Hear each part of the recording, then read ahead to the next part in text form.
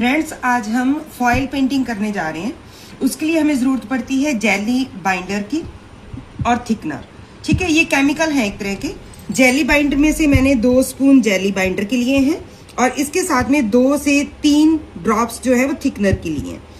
इसको मैंने इस तरह से एक ढक्कन में, इसी के ढक्कन, जार के ढक्कन में लेकर और इसको फिर मैंने मिक्स किया है। लगभग 5 से 6 मिनट लगातार इसको हमने मिक्स करते रहना है और जब तक ये इक्वल हो जाएगा, थोड़ा सा ये शाइन सा करने लग जाता है। ठीक है, तो फिर हम इसको यूज़ करेंगे अब अपने इसी सूट के ऊपर बनाने वाले हैं। ये डिज़ाइन है मेरे पास, स्टेंसिल है और मैं इसका यूज़ करूँगी इसको स्प्रेड करने में। इसके ऊपर हम रखेंगे इसको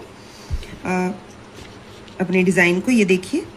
ठीक है, अब इसके ऊपर जो हमें लगाना है